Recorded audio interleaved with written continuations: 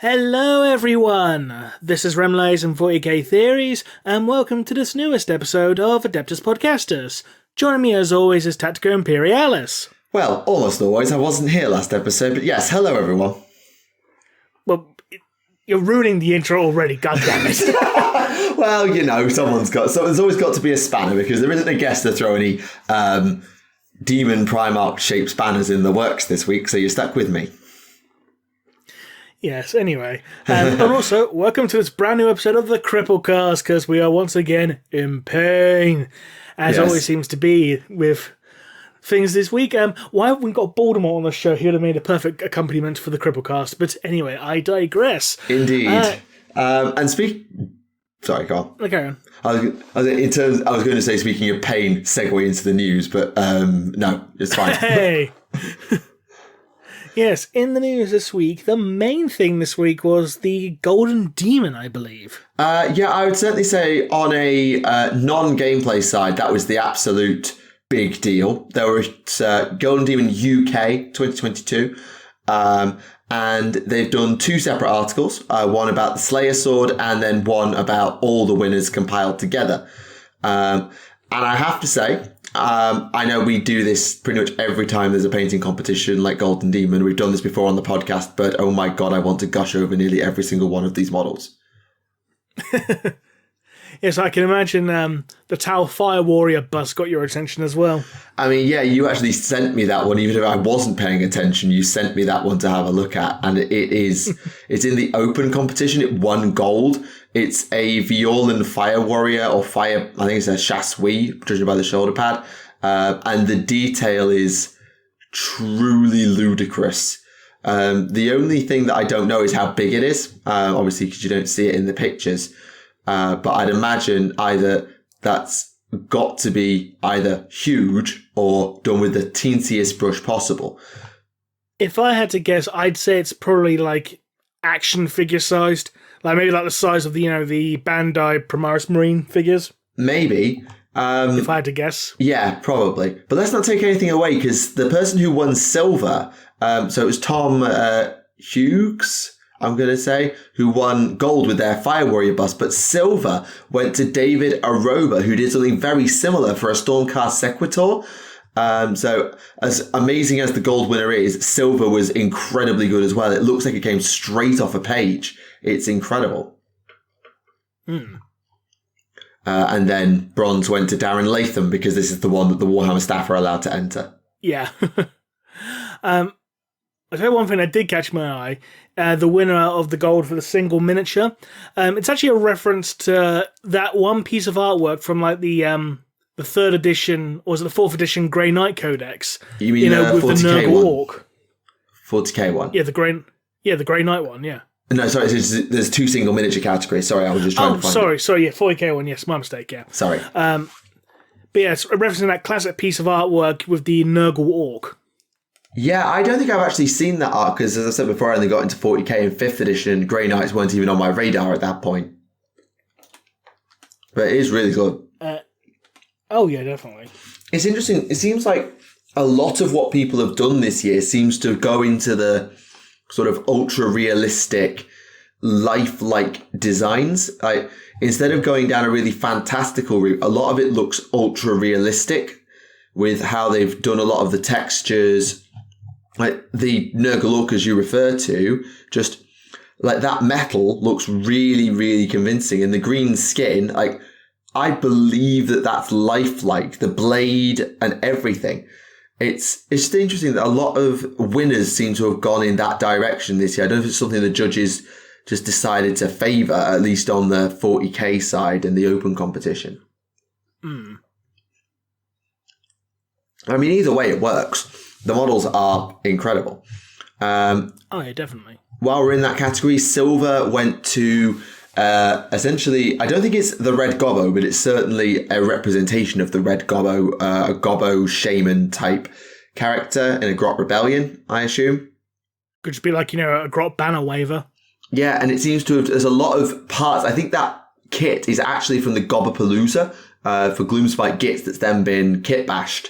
In terms of getting that staff, that pose, I think, comes from the Gobbapalooza. Oh. And bronze went to, well, I would call it it looks like Prince Uriel. If you took the wings away, it very much reminds me of, the artwork, I think it was in the 4th edition. Oh, yeah. Eldar Codex of Prince Uriel walking down the stairs with the Spear of Twilight. It reminds me of that a lot for some reason. I think it's just a generic Altarch. Oh, it is just a generic Altarch. They've got wings and it's not the Spear of Twilight. They're stabbing a Marine, not a Tyranid. But that's the vibe I get. Death Spinner. And that, yeah. It's just, that's the vibe of the pose, is what the pose reminds me of, is that picture of Prince Uriel. Yeah, definitely. 40k squad went to a guard kill team of sorts that includes Slime Arbo. In fact, it includes a lot of event miniatures. Like, you've got Slime Arbo. I think the Katachan woman is a event miniature. She is, yeah. And the captain as well. Carl Weathers. Yes. It's Carl Weathers, yeah. Yeah. A lot of these are unique miniatures that have just been pulled together. The Ogre and the Ratling look like proper conversions. I don't think they're event miniatures, but still, really impressive. No. I think the Rattlings is a conversion. I think he's actually based on one of the Blackstone minis. Could be, actually. I don't know the Blackstone kits well enough. As for the Ogrin, obviously Nork Deadog and the Ogrin's kit is really versatile nowadays. So I think a lot of that probably comes from Nork Deadog. Yeah, probably. Silver was a squad of commandos, again, straight out of Kill Team. I really imagine these as being like Armageddon jungle fighters because of the terrain that they're fighting in.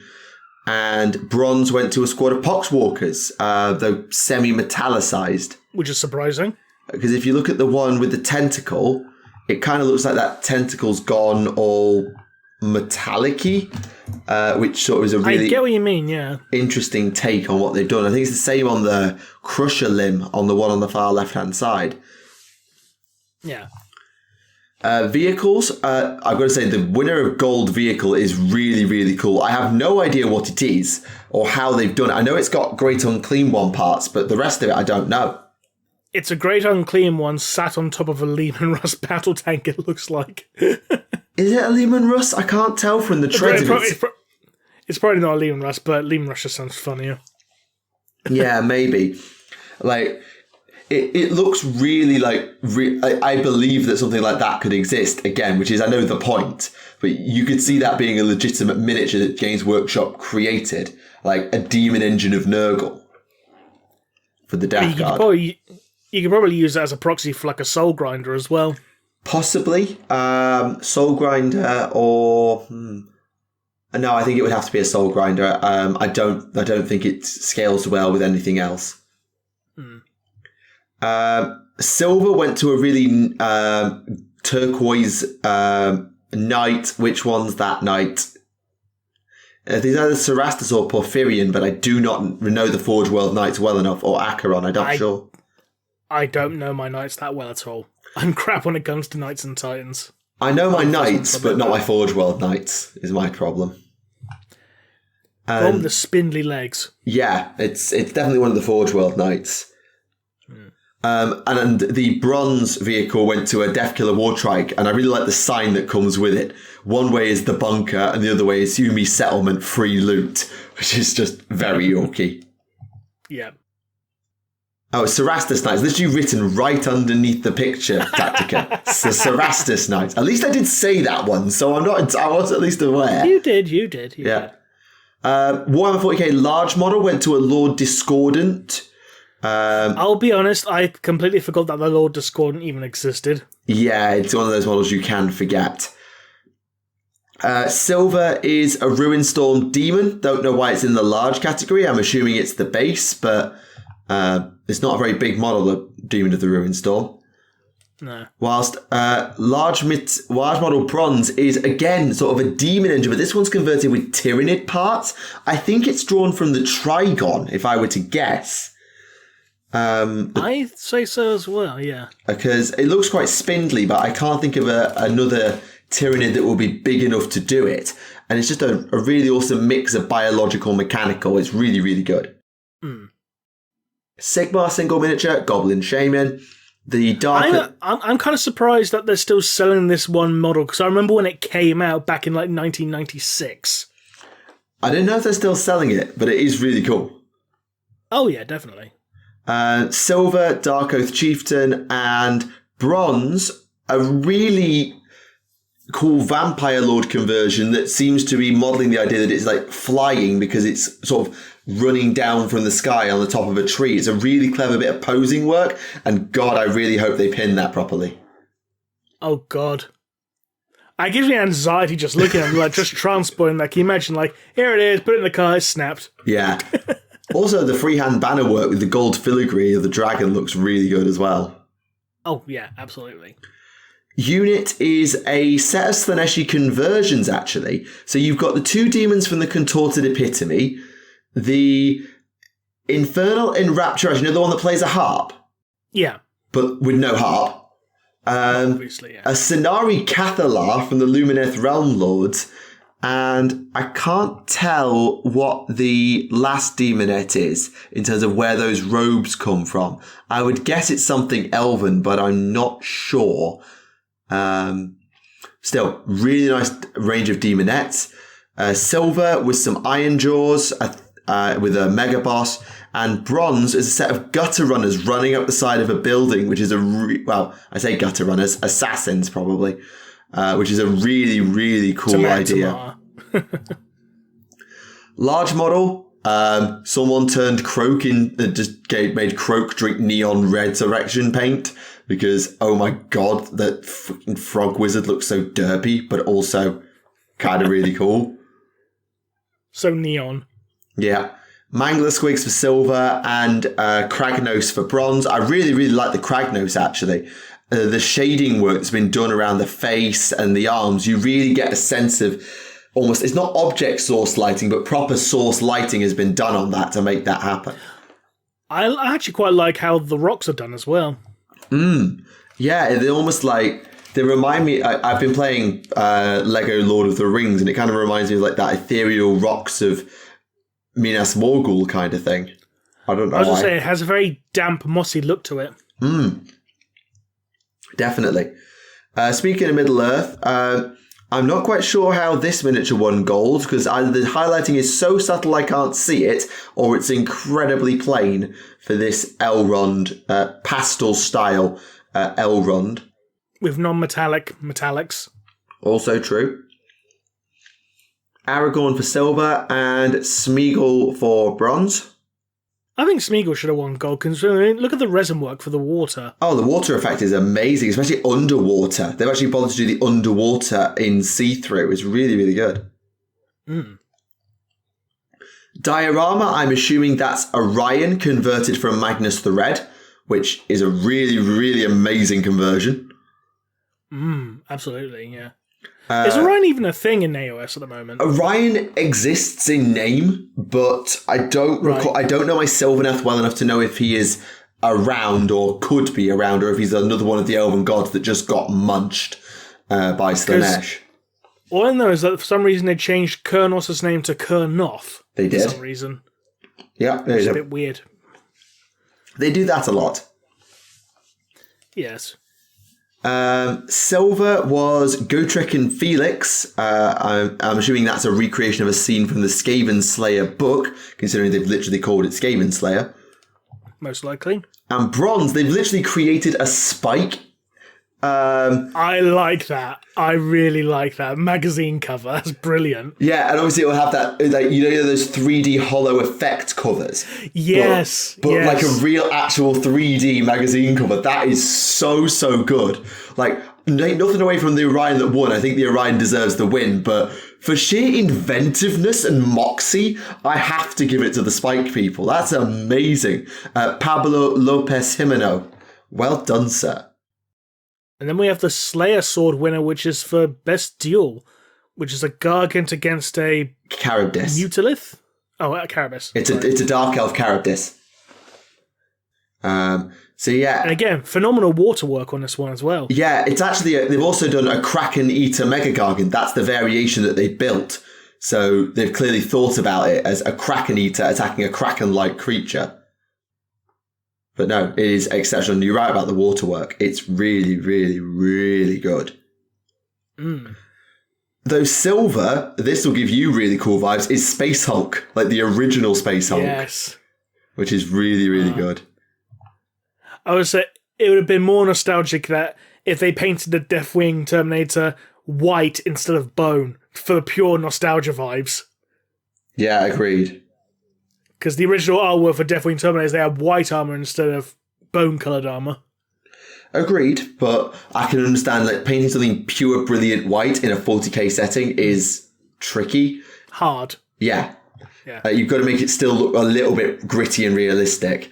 Though dual bronze, can we just take a second to admire the broken glass effect as a Space Marine jumps out of a window to take out an Eldar Warlock on Windrunner? Like, the glass work. Well, it's not actual glass, but the resin work to look like broken glass. Mm. The spider webbing, as it were. Yes, exactly. And then we've talked, small scale. So these are Aeronautica aircraft that have been painted. So as much as they might not look as amazing as some of the big ones, bear in mind the scale that they're being painted on. I just love the little blurb saying the small scale category was dominated by magnificent flying machines this year. Probably because that's probably the only small scale models that actually exist at the moment. Yeah, there isn't anything like Gorka Morka or... I mean, you could do... Actually, there are some Titanicus Knights, but that's not much, is there? Agreed. Then we have the Youngbloods category, which is open to, I think it's under 18s or is it under 16s? I can't remember. I thought it was, I think it's 17 or under, yeah. Something like that, yeah. The King of the Easterlings, the Dragon King 1, with a Merc Knob banner waver for the Cruel Boys in silver with a really cool diorama and base, and Jane Czar taking bronze. Mm-hmm. And we've already discussed the open category. That's the Slayer Sword. Right, we're finished gussing. It only took us 15 minutes. Hey. Sorry, I know we do this every year and every time there's a painting contest, but just... There's a painting contest? Oh, fuck. You just have to marvel at the skill of these hobbyists, especially now as things are getting back up to speed. They've really had to take the time to hone their craft over lockdown and prepare for a competition.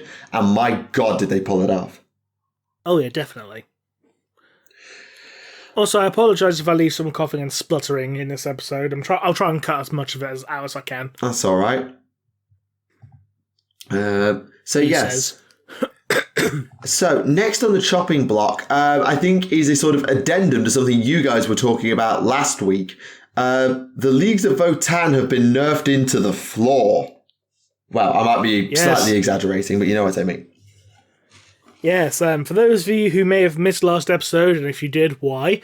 But anyway, yes, as we reported last episode, Leagues of Votann was so overpowered that a whole bunch of tournaments actually started actively banning the armies. Not just in Germany, but in places like Canada and that as well.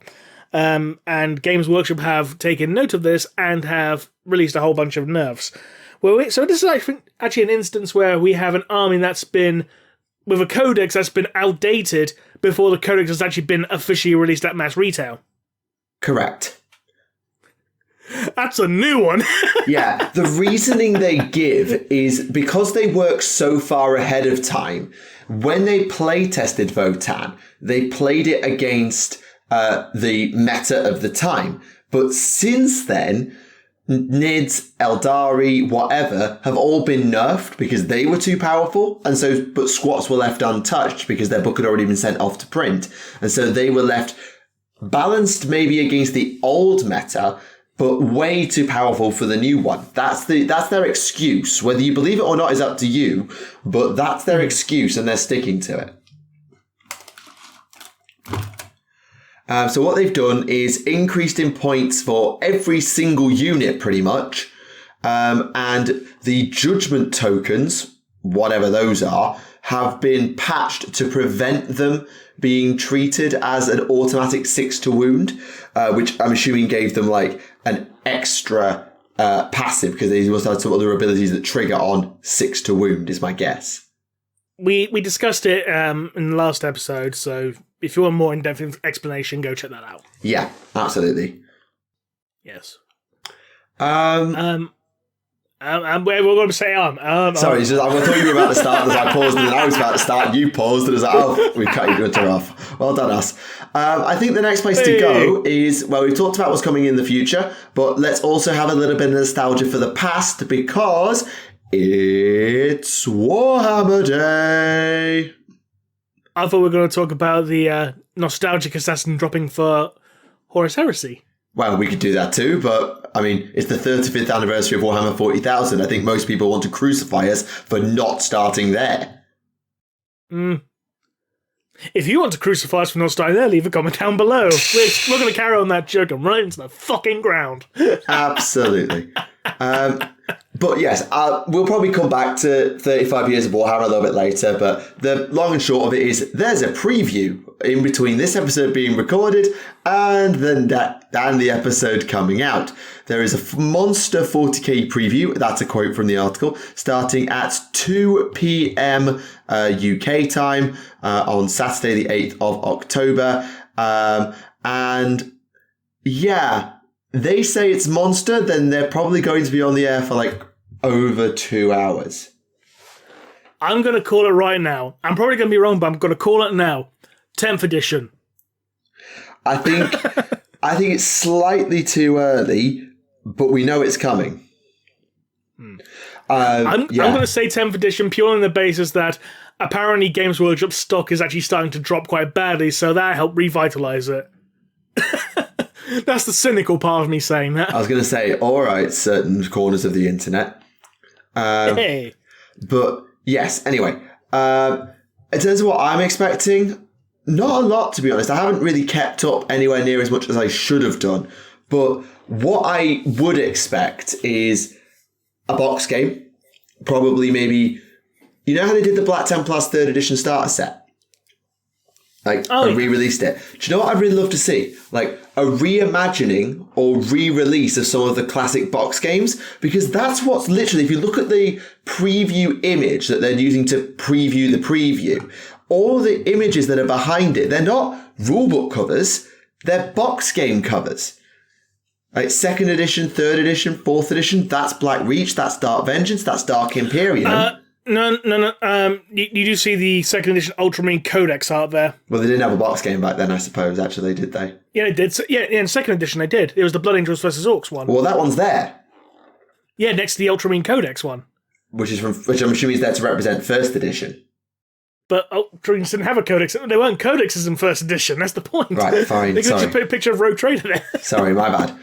But yeah, it's just interesting that some of it is associated with rulebooks, don't get me wrong, but the fact that I see box game covers, do you know how much I would pay for a reimagined and re-released Assault on Black Reach? Like, obviously you'd need to change some of the kits, but a lot of the kits still stand. Like the new Orc Knobs kit, the new Deathcopters kit, the Old Boys kit because the new one's shit, and the newer Gruk Face Ripper Warboss in place of Zanzag, paired against a Primaris Cato Sicarius, in order to encourage you to actually buy the thing, a Redemptor Dreadnought, Intercessors, and either like Primaris Terminators or some equivalent like Aggressors, and be like, that's Black Reach reimagined. Have it. Because, you know... Or a reimagining of the 2nd edition box set, 2 tactical squads of Space Marines, 2 squads of Orcs, and 40 Gretchen, and an Orc Dreadnought, and a bunch of ruined scenery. I mean, 2 squads of Intercessors, 20 boys, 40 grots, and a Death Dread, and some new terrain. That's not bad. Or Battle for Macragge. Like, I know it's a smaller box. It's like a tactical squad and Lieutenant Varys and some Gene Stealers, Termagants, and Spore Mines, but it's just people have fond memories of this stuff. And if we're doing a celebration of 35 years of Warhammer 40,000, then, you know what? Lean in. Lean into the nostalgia bait. Yeah, or if you still have the molds available, just re-release the old box sets for a limited time.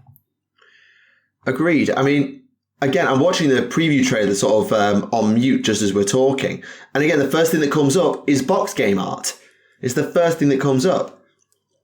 And the special preview, all the things that scroll across the screen, box game art. So, I don't know. That's why I would love to see them go in that direction, because, God, I miss Black Reach. Black Reach was literally my first ever box of miniatures. It's like, yes, please. All of that, please. Or even if they do something like, say, at Warhammer World, just re-release all the old rule books as hardbacks, like we did with Rogue Trader and the Realm of Chaos books. You get them at Warhammer World in hardback still, from the 1980s. Can you? I didn't notice that when I went last time. Yeah. I actually had someone go and pick some copies up for me because I had the original Rogue Trader rulebook and the original Lost and the Damned rulebook, which were falling apart at the seams because of how bloody old and how worn they were. Mm-hmm. But because they got reissued in nice, luxurious hardbacks, please get me those so I can actually have them sit nicely on my shelf and I can retire the other ones. They deserve a rest. I mean, literally, my original copy of Rogue Trader, it's literally being held together with duct tape. No hyperbole, it's being literally held together with duct tape. Oh yeah, I believe it. My 4th edition Orc Codex, when it was eventually retired for the 6th edition one, it had been through some shit, including apparently. Dog-eared and that. I mean, it apparently got flushed down the toilet nearly. So I'm only half. Wait, kidding. what? Yeah, that's okay. How'd you flush it down the toilet? It didn't go down. It just sitting on the bog while reading or something. No, one of my friends stole it while I was playing around at my mate's house. And he flushed it down the toilet. Well, tried. Fucking hell. Yeah, I know. How incompetent was your mate if you couldn't get it down the fucking toilet? Fucking hell. I know. Anyway, we're getting sidetracked. Warhammer Day also comes with a unique miniature, which is titled Bayard's Revenge, or Bayard's Revenge, as you prefer, which is the classic Emperor's Champion art reimagined, with a Primaris Emperor's Champion stabbing an orc in the stomach, with a few other multi-part head option. You can go helmeted or not. And to be fair, it does look really good. It is available. It's the miniature for Warhammer Day. I believe it's available as long as you order one. It will be shipped to you at some point as long as you order before October the 23rd. The episode, of course, going out on October the 12th, so you've got 10 days to pick it up if you are interested. So it's a made to order, is it? Sounds like it, yeah. Right. To be fair, it is a really, really cool miniature, and I can understand why you'd want one. Also coming out this week on pre-order is Lumineth and Sons of Behemoth. The Lumineth get their Battle Tome, a Vanguard box, which is 10 archers, 10 pikemen, 5 blade lords, and a Cathalar. I could not ask for a better starting army for Realm Lords. Well, I could change the hero, but that's my personal preference. Yeah. And the Sons of Behemoth get their Battle Tome, as well as the updated King Brod kit, etc., etc., etc. And they're reboxing the Man Crusher Gargants, which they still refuse to retire the Warhammer Giant. And you can now buy 3 in a box if you really want. Speaking of retired, apparently the old Warriors of Chaos models have been retired from the Games Workshop store. Yeah. Out of nowhere, apparently. Well, not out of nowhere. Because they have revealed a Chaos Knight kit. Because start collecting Slaves to Darkness is a thing, and it does come with Chaos Knights, but it's only been able to be got in that box. And what they're doing is they're repackaging that into a new Chaos Knights kit with proper bits and bobs. So I'm wondering, obviously Battlestone Slaves to Darkness is coming out around Christmas. Who knows what's going to go, what's going to stay? We know they're replacing the Chosen, for example. So there's plenty potentially coming along for them. If it's the new stuff, like the new Chaos Warriors, then yes, that being retired would be weird. But some of the older stuff is getting replaced, like the Chosen and the Demon Prince is getting retired too. Fair enough. It doesn't say any more about that from there, so we can move along. Let's do the heresy thing since you mentioned it earlier. Yes, this one kind of came out of nowhere. A new assassin type called the Adalmus Assassin, which, I'll be honest, is a clay that I've never even fucking heard of before. But what it actually is, it's an update and homage to the original assassin model from Rogue Trader. Right. Yeah, so with its combi pistol and the sword and, the skull and the straps across its chest and the skull on top of the mask. It's basically, well, let's be honest, it's the Horus Heresy gimp, ladies and gentlemen. Yeah, it does say that the Adamus Clade is believed to be the oldest of the orders of assassins. Nudge, nudge. Which is a nice little touch. Yeah, it's a nice little touch saying that. Its operatives are experts in decapitation strikes, proving that old Terran adage about the body dying if you can kill the head. Study, learn their weaknesses, and exploit their weaknesses. And they have Nemesis blades in order to fight. So, yeah, kind of cool. Mm. Oh, I've never seen that before in my entire life. Rem's just sent me a picture of the old assassin. I've never seen it before in my life. Well, I'm not surprised because you weren't around then. This is true. This is true. But sticking with Horus Heresy, we also got the reveal of Corswain. Woohoo! I know. Who literally just looks like the Lion model in miniature. No pun intended. Oh, yeah, absolutely. And I don't mind because the Lion miniature looked really good. Obviously, I think by the standards of some of the Primarch miniatures, it wasn't the most in-depth Primarch you'd ever seen design-wise. And we know the Dark Angels were really, like, oldie, earthy, knighty type thing. And, my God, you actually put them side by side, and wow, that is... They look pretty much identical. Yeah, same power pack, obviously. They've got similar robes, just a bit smaller. The sword's slightly different, obviously. The Lion Blade can be a thing. They are incredibly similar. I knew they would be similar, but not that much. Luckily, if you do need to tell them apart, both of them come with a bare-headed option. Corswain wearing a hood and the Lion, well, being the Lion. We don't need to talk about that one. I can't unsee, and I know it's not this, but it always makes me think of it. He's wearing the seal of Orichalcos on his belt buckle. I know it's meant to be the hexagrammaton. I know, but... I was just going to say, if you couldn't tell them apart, you just got to tell by their sheer size. Well, yeah, but like if you see them two in picture, like you know the pictures that you get on the website, you don't know how big they are when you look at just that necessarily. Is all I mean. But this is literally an instance of "don't talk to me or my son ever again" kind of thing. Pretty much. He is armed with the Blade. Literally, that's what the weapon's called. It's called the Blade, a tyrannic greatsword. He has the armor of the forest and the mantle of the champion. And he looks really, really cool. Did you steal this equipment from Dungeons and Dragons or something? It sounds like loot from like equipment from Dungeons and Dragons or something. Yeah. Mantle of the armor of the forest, mantle of the champion, the blade. It's like, okay. I mean, if there was going to be a Space Marine Legion that leaned into fantasy RPG archetypes, it probably would be the Dark Angels because they're a bit more ye olde earthy type. True. But no, Corswain looks great. And I know it's not my Legion, it's not a Legion I would ever play, but if I played Dark Angels, I feel like I'd be very happy with it because he'd fit right at home. Obviously, he looks exactly like the Lion. He would fit right in. Also, can we note his cloak looks like it's lined with chainmail? Can we just point that out? Nice little touch.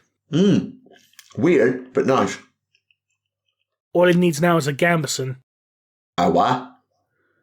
A gambeson. It's basically kind of like a cloth armor that they would wear over chainmail for additional protection. Oh. Actually provide a better defense than leather armor did. Got ya. Right, I've never heard of that one before. Well, now you have. Indeed. Speaking of old things as well, a bunch of old books are getting limited edition re-releases, or special editions rather. The first of which being War of the Fang, which is basically Magnus's first tantrum and invasion of Fenris. But that was called Battle of the Fang back in the day, wasn't it? War of the Fang. Yeah, because Battle of the Fang was the Space Marine Battles novel, had Bjorn on the front cover. I always remember that because I had that when it was really good. I'm assuming it's the same book. I'm reading it about Harak Ironhelm, Gangava Prime, all of this sounds right, as being the same book. It's just weird that they've renamed it. I'll tell you what, it may include an additional short story or two, which is probably why they change the title slightly to make it more of an anthology, maybe. Yeah, possibly. Kind of like, when you had the two Damnos books just combined into one, just called Damnos. Yeah, that's true. Good reminder. If you like books bundled together, you might also buy the Dark Imperium collection, as if they haven't found more ways to shove the 3 Dark Imperium books down your throat. Yeah, I'm not buying a 4 fucking version of it. Piss off. Yeah, because there was the originals. And that's disgusting. Oh no, there was the original hardback, there's the original paperback, there was the original special editions, there's the retconned paperback, the retconned hardback, and now the retconned special edition. So it's like the sick fucking version. We don't need 6. No. God's sake. BS. I call BS. Well, in fairness, Godblight, this is probably only the 4th version, not the 3rd, not the 6th, it's the 4th. Yeah, it does also include 3 short stories as well, but really, who cares? So that'll be the short stories that are included in the other special editions. So I've already got the original Dark Imperium special editions. I mean, granted, the 2nd and 3rd book, they only released like 600 of them. I'm not bragging, honestly.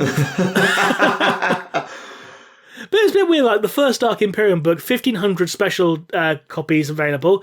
The second and third one, only 600 odd. It's like, that was a bit weird. Indeed. Weird choice. Though, if you want a classic that everybody loves and that probably hasn't been re-released to death, they're redoing Cadian Blood, the Aaron Dembski-Bowden novel. Yep. And the first time as a special edition as well, which looks like it's going to have... Oh no, it's got one of those cloth fucking covers. Oh no. It's gonna be the one. It's gonna be the ones where you hold it and it's like you're holding a fucking pair of jeans in your hand. Ew. I mean, you can see in that close up of the corner. Oh yeah, I see it. The binding is definitely got the fabric texture. It's like I fucking hate when they put the fucking fabric texture on books. It's horrible. Like literally the special edition for the Lucas novel. It's literally denim blue in denim fabric. It's literally, you are holding a pair of fucking jeans. That just so happens to have a story about a space wolf who, like, you know, makes jokes using a fucking kraken. And fucks a rogue trader in it, apparently. Lovely! Yes. But he does say, like, oh, I got these from a rogue traders in exchange for favours. So, oh, Lucas fucks. Okay, we know this. Oh, I have no muscles and I must head desk. Ugh. Though you sent me a novel that isn't in an article that I have seen, so I'm assuming you raided the Black Library Coming Soon page again. I did, yes. Which book was it I sent you? I can't remember. I sent you a few bloody things at this time. Shadowsun. Oh yeah, we talked about that a while back. Yeah, we talked about it on the episode with Burke. Because we were talking about how she has human eyes. Oh, sorry, really I mean the Shadowsun toy, not the Shadowsun novel. My brain is not working. Sorry. All right, fine. I'm tired. It's Friday. I had a very long week and, yeah, I'm in pain. Get over it. Welcome to the new edition of Cripple Cards. We've already did the intro to that, so fuck that. Ignore that what I'm saying. Anyway, yes, leaks from JoyToy have revealed that the next bunch of 40k JoyToy releases are in fact Tower themed, and one of the toys is in fact Shadowsun, which is pretty cool, I'm not gonna lie. It's nice we actually get some Xenos representation for once. Yeah, I'm assuming by the image that you've sent that the other two are a Crisis Battlesuit and a Fire Warrior. Yes. Yes. They all look really good, and I'm going to say the controversial thing now. I think it looks better than the Shadowsun model does. I mean, these things are larger, so you can get more detail onto them, so no, I don't mean think the that's pose. Really that controversial. Well, it's an action figure. You can pose it however you bloody well want. Point, but the way they've posed it in the promo work, I would absolutely prefer if the Shadowsun miniature looked like that. Because more stoic and less pointing at the cookie she wants from the store. Yeah, like I really had to try and convert my Shadowsun not to just be jumping off to one side while shooting. It's not a pose that I liked, and I converted mine. I really tried to get the head to turn to sort of look like she's jumping across and surveying the battlefield rather than just jumping away. But as the Supreme Commander, as she is, and has been for the last few hundred years, it befits her not to just be a leapy, skittery battlefield presence, but she is a not quite divine, that's the ethereals, but she is a source of power and inspiration for the Firecast, and her to be stood resolute. I know she's a stealth fighter, but a resolute general in the heart of her army. It suits the stealth suit kit because they're not jumping. It suits the Ghost Keel kit a little bit better because it doesn't jump unless you really do something good with it. And to be honest, I don't think it looks that good when you do. I think this really suits Shadowsun as a conquering warlord or a defiant leader. It suits her better to be posed some way like this, personally. Adds a bit more of a heroic posing to it. Yeah, it's a bit more generic, but sometimes generic can save is better. Works. Yeah, sometimes it's just better. Especially when you've got no helmet on. If you had a helmet on, I don't think it would work. But with no helmet, I think it really works in that pose. With the top knot going in the breeze, yeah. You believe she is stood on the top of a hill surveying the battlefield before she commits a Kauyon ambush. I believe that. But hey, what do I know? The question is, are you going to be able to shell out the 80 quid she'll inevitably cost? No. Absolutely cocking not. I have a wedding to pay for. Fair enough. Understandable. Who knows? Maybe someone can get it for you as a wedding present. Who knows? If you would like to buy Tactica a wedding present, leave a comment. No. Farsight, maybe we can start talking, but not Shadowsun. What about a Farsight versus Shadowsun combo pack? That would be such an amazing duel for next year's Golden Demon. Could somebody do that? But you need to add in Kais somehow as well.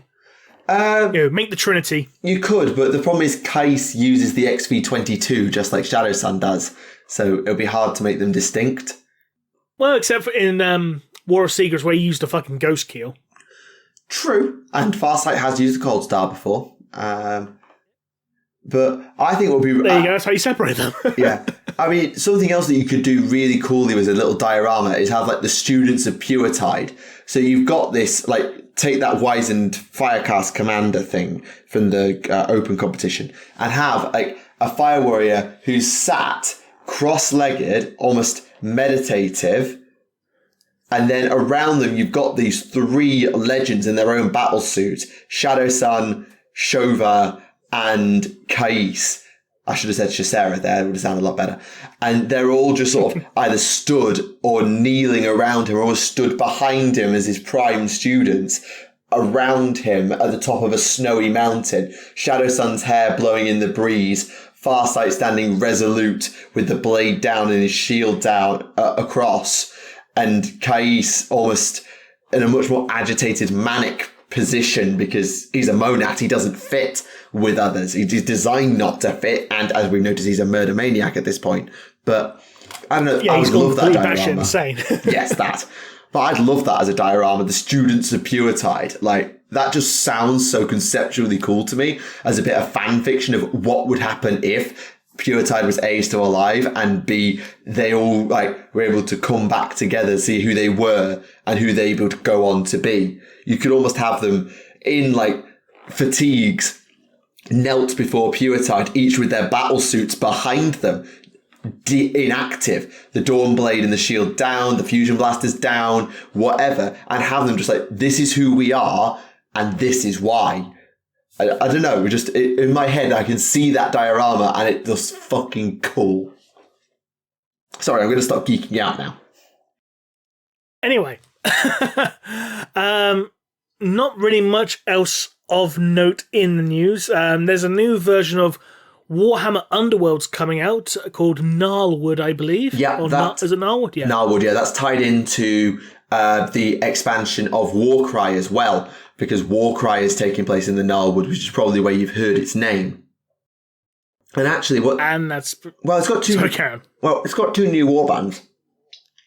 So there's a Dark Oath warband, which is called the Gnarl Spirit Pack, which is, I will always say yes to more Dark Oath representation, and some of them look really cool, as well as a set of skeletons, the Sons of Velmorn, who kind of belong in Soulblight Gravelords, but still look pretty distinct, and have some really cool looking minis as well, like a White King. And we see the Night Lord fanboy there as well, mixed in. Yeah, with the shield and the blinded helm.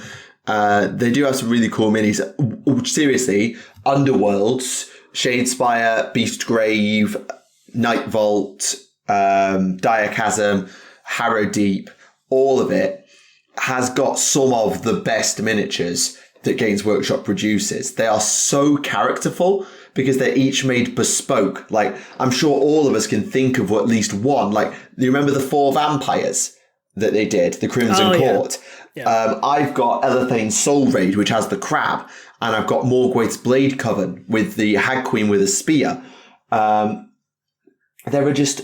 Oh, and I've got Myari's Purifiers as well, which was the first time we ever saw a Venari Blade Lord.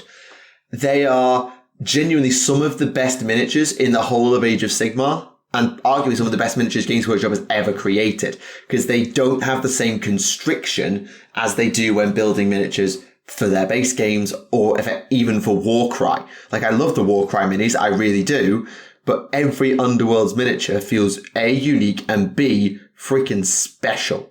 Like, you can see a million conversions, and you can see ideas. Like, I'm looking at that Dark Oath Chieftain, Dark Oath Sorcerer, and I'm like, right, what could I do with that? That's an Amber Wizard waiting to happen, or it's a Chaos Sorcerer waiting to happen. It's such a classic casting pose that you could even, with a bit of bulking up, make an Orc Weird Boy out of it if you were very clever, or able to take the skull off and swap it for an Orc head. That's a spindly... Necromancer? A what? Necromancer? Yeah, Necromancer as well. Like, clad in the skills of beasts, raising up an army of Fellbats and Direwolves. Absolutely. The guy with the massive mallet, I mean, D&D role-playing barbarian character 101, yes. But, again, amazing conversion opportunities. The rogue-like character with the knife and spear and the mask. They're just... I love Underworlds minis. I don't play it, but God, I love Underworlds minis. They're so, so good.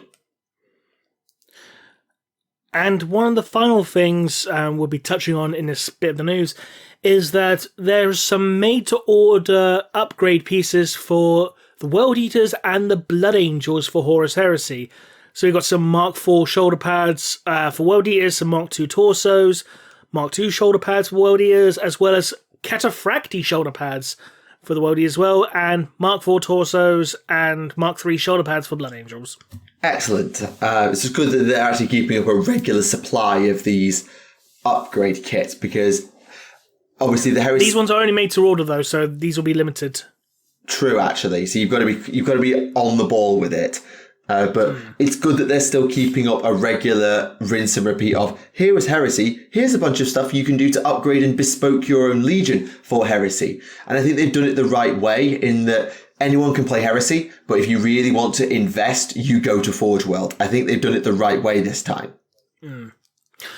I'm just waiting to see how long it will take for them to, on the made-to-order side of things, for them to re-release the old Lunar Wolves iconography stuff. That's a good point. Because they used to sell it back in Horus Heresy's earliest days. I think for like the first 2 books, it was Lunar Wolf models as opposed to Sons of Horus. I'd forgotten that, to be completely honest. It was very, very, very, very short run before they went full on Sons of Horus stuff. Right. But you could get Lunar Wolf stuff back in the day as well. I mean, that would be really good, but I think they've sort of, because they've set it all up now to be at the end of the Heresy, I don't think they will. As a made to order, you probably would get it. Yeah. I mean, it won't be like, even if it's only like, right, it's available for 2 weeks, get it in while you want it, and then that's it, fuck off. Yeah, I could see that. Agreed. Right. I think we've gone through the news, but I think we should probably circle back around to what we were talking about earlier, because I brought up Warhammer Day and 35 years of Warhammer 40,000. Oh, yeah. And it's one of those shows where I do regret the fact we didn't get a guest sorted, because, well, we've talked a lot about our earliest memories of Warhammer 40,000. And obviously you've been with it, maybe not since day one, but certainly... Since second edition. Since second edition. I've been with it since fifth. And a lot's changed, but I made a video for Warhammer Day 20... I think it was 2021 that I made it. Yeah, I think it was. And I made a whole 15, 20-minute video about why I love Warhammer and all of that. But 40k 40k is just like, it's probably the most consistent thing in my life, like, ever. And the amount of memories I have, my memory's garbage. Like, you could ask anyone who knows me, my memory is a dumpster fire. But I remember my earliest memories of Warhammer. I remember the first ever difficult terrain test I had to take. I remember the first major vehicle kill I ever got, and the second. I remember some of the Warhammer Club games I played down the years. I mean, at least some of them I do and some of them I don't. I remember playing a test game where I played Black Templars just as a proxy game and ended up sniping out and ended up just getting mauled over by the Wolfguard Logan Aryak Rockfist Death Star while playing Black Templars because I couldn't roll to hit to save my goddamn life with the las cannon. 40k is... Oh, it's just 40k, isn't it? Everyone knows what it is. Everyone is conceptually aware of it. At least they do in this country, yeah, because, like, I think Total Biscuit said it best, you know, there are a few things as British and as metal as 40k. Yeah, it's like a rite of passage for teenagers to at least encounter it. Yeah. And I don't know, maybe it's because I do Warhammer Club now. Maybe it's because I'm old and nostalgic. And yes, I know I just said that out loud when I'm only 26. But I've been playing 40k since I turned 12 years old. 12. And that means for more than half my life, I've gone through different schools, different environments, different people, different places, different everything. And yet the one constant, even when I've gone to different bloody countries, the constant in my life has been Warhammer 40,000. And you're just like, you know those sort of weird thought experiments you should never do? What kind of person would I have become? What would I have done with myself if not for Warhammer? It's just like, wow. And yeah, it's not something I really reflected on until I saw how long it had been. But I can't ever see myself stepping away from 40k. Like, I don't buy that much anymore. I'm going to go and try and buy, as my Warhammer Day present, the Chaos Guard, you know, the Traitor Guard kill team. Yeah. I'm going to try and get myself that or something for Warhammer Day this year. Or I might look to get something, well, it'll have to be 40k related. Or I might get something for my Tau. I don't know. It'll probably end up being the Traitor Guard because I've got a little Chaos project on the back burner through Warhammer Club. But I'll never be able to step away from this game. I might step away from YouTube. I might step away from any number of things in my life. But no matter how busy I get, no matter what I do, I always have the hobby. And I think I always will. And I don't know how you feel about all of it, but you almost feel like, I mean, being a YouTuber, you almost owe who you are and why you're so well known, even if it's just your voice, to this game, to its lore, to the work that was put in by a bunch of geeks in a bunker in Nottingham. But yeah, I was just going to say, in stark contrast to your wholesome memories, I'll never forget one of my earliest 40k memories at the dawn of 3rd edition, getting kicked out of my local store because I corrected the fucking store manager on the rule. Just because he didn't know about the fucking Space Marines no fear rule back there. Fuck you! Piece of shit. I mean, to be fair, I was shoved up against a wall by my neck by a year 11 in the 5th week of ever playing the hobby. So... Oh, Jesus, fuck. Yeah, I had it was when the Space Marine Codex had just come out. Was that in the store? No, this is at school.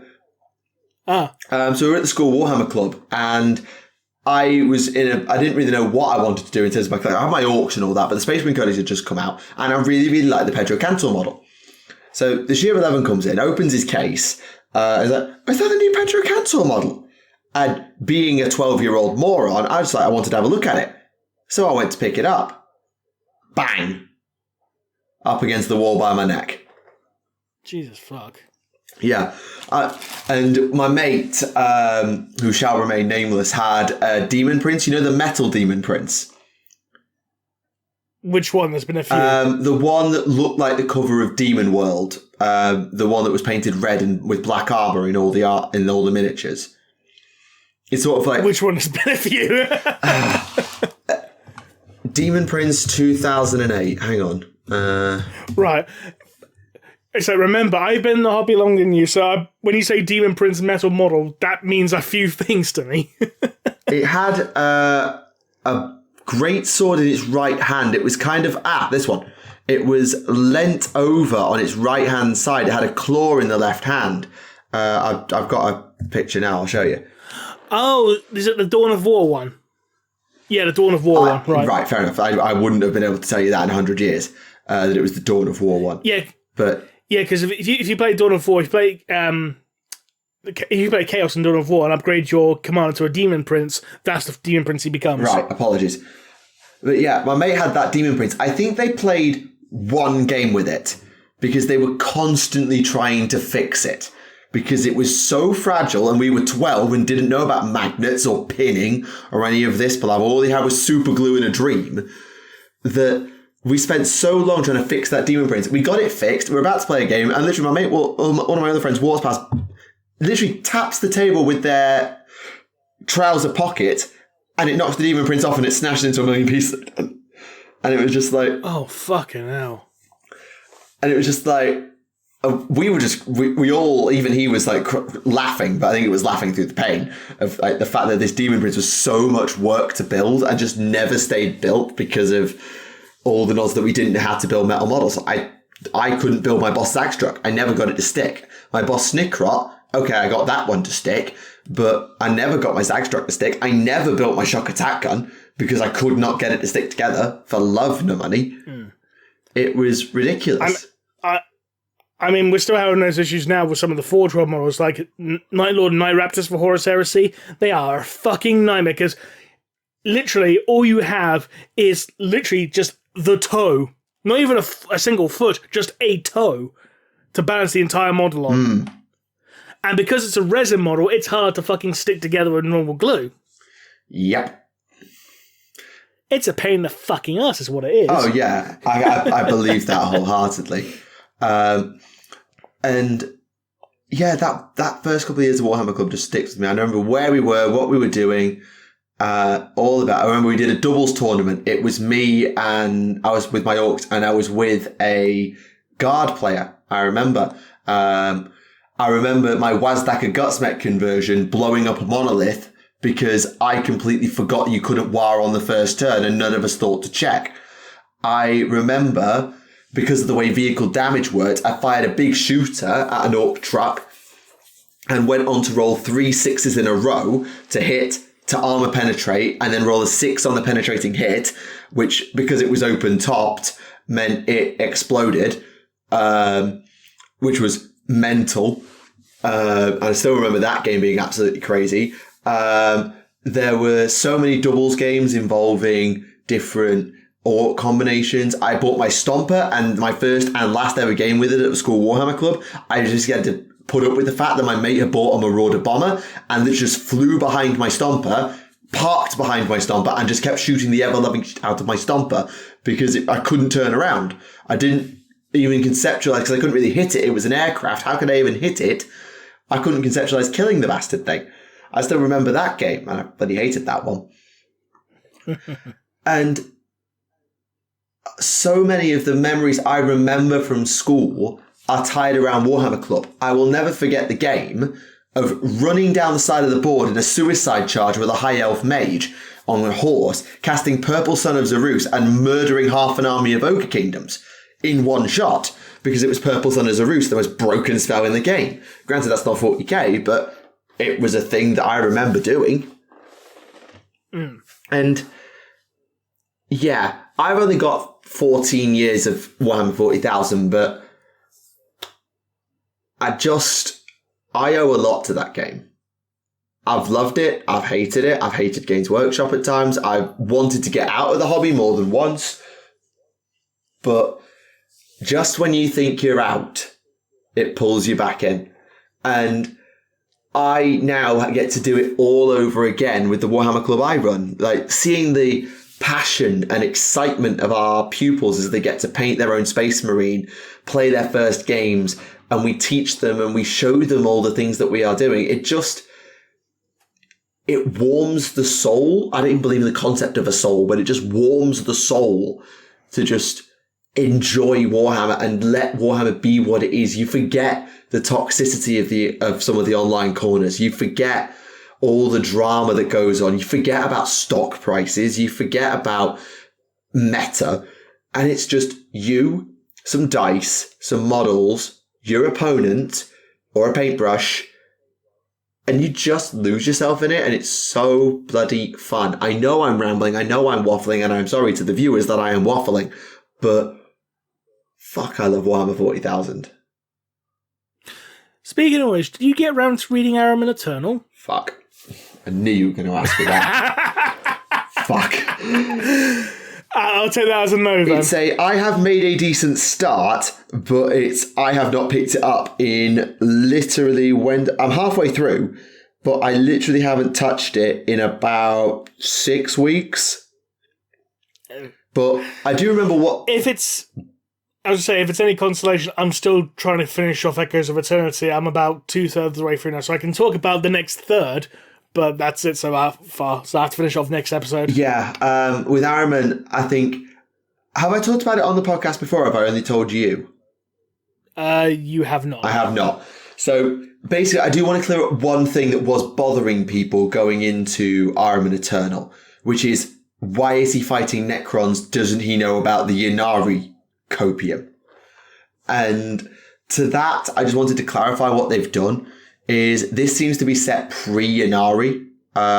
There's no mention of Primaris, there's no mention of Guilliman, there's no mention of Ivrain. It's all seemingly in a pre-Ivrain world. And why he's going after the Necrons is they have chronometry. Time travel. Mm-hmm. So his theory, after the second rubric is not just fizzled. The Thousand Suns are dying, like, again, at this time, because... It must be Friday. So what's happening is that the rubrics, one rubric was restored, Hilio Isidorus, and he has a role to play at the moment. He doesn't seem to remember very much, apart from his name and maybe Ahriman's name, and that's about it. But he doesn't have any real connection to who he was or who he is. But the sorcerers of the Thousand Suns are seeing visions of flame on the horizon. And one by one, it's killing them. The vision is becoming so powerful that it's claiming them and destroying them and immolating them in psychic fire type thing. Or immolating them into dust. Not into a rubric, but into dust. And Ahriman needs to stop it because, he caused it again. And so he's going after the Necrons, and the book opens with him essentially raiding a Imperial ship, a black ship, I think. Is that a black ship? No, it isn't. Just an Imperial area in order to capture a Necron that is in stasis, a Cryptek, actually, who then tries to outwit them, fails slightly. They communicate, even though this Necron does not speak human. It catches on very, very quickly. And essentially is working against Ahriman in the background, trying to get them to its homeworld so it can do what it needs to do, that Ahriman can get what he wants. But at the same time, using communicator scarabs and comm systems to contact the Tomb World and get it set for awakening, seizing command of the dynasty as the most senior member alive. And so it's sort of setting up a conflict. They're currently in the webway, on their way there. They've had a lot of run-ins with the webway itself, primarily, because navigators in the webway is not a fun experience. I'll say that and leave it there until I can refresh my memory. But they're currently in the webway, heading to this Necron world because they're using Dolmen gates and things like that. And yeah, it's good. I just have not had a good opportunity to sit down and read it some more. So, sorry. That's all right. We can talk about more next episode. We'll see. Actually, it's half term. In the meantime, well, there you go. In the meantime, I have been cracking on a little bit more with Echoes of Eternity, as I mentioned earlier. Again, not finished it quite yet, but I've gone about like 2/3 of the way through the book now, so I can talk a bit more about it. It's quite a chunky book, this one. I think it's about 600 pages. So. Yeah, do we still need spoilers? Yeah, I'd say we still need spoilers. All right, so spoiler warning, 3, 2, 1, go. I can't believe Sammy Guevara wasn't sent home as well. That's ridiculous. But anyway. No, that's true. that is ridiculous. Yeah, slight tangent, but anyway. So carrying on from last episode, we've cut to Arkan Land, who's basically in the middle of a war zone. His convoy is attacked. It's like, I need to get out of it. I need to get out of here. Someone help me. I'm Arkan Land, goddammit. Someone help me. You help me. Oh no, you've just been blown up. I had 2 Marines that just fight each other. Just gone in front of me. Bang. Oh shit! Oh no! So I'm just been knocked over by a blast. I better crawl away because I'm Arkan Land. God damn it! I better crawl away. A dead space marine falls on his leg and crushes it. It's like, fuck! I can't move. So he talks to his servitor monkey. Quick, go get help. I'll wait here because I can't exactly fucking move. I'm Arkan Land. God damn it! Yep. So as he's trying to free himself, a space marine hears him screaming for help. Kicks the dead space marine off him, and goes, "You're Arkan Land." Arkan Land looks up. It's a Death Guard. Shit. And the Death Guard's like, "You're Arkan Land. You're valuable." Arkan Land's like, "No, I'm not. I'm not Arkan Land. I'm just a nobody." It's like, "No, you're Arkan Land. I'm going to get a big reward for you." Then a Marine in red tackles the Death Guard out of the way, and Arkan Land thinks, "Oh, thank God, Zephon, you're here." It's not Zephon, it's a World Eater. The World Eater and the Death Guard are fighting because they both want to claim Arkan Land for themselves. Oh, God. Yeah. So Arkan Land's trying to crawl away and can't barely move because his leg's fucked. The World Eater kills the Death Guard because, Berserker World Eater. Yep. World Eater turns to Arkan Land. Arkan Land pulls out his Dark Age of Technology disintegrator pistol thing.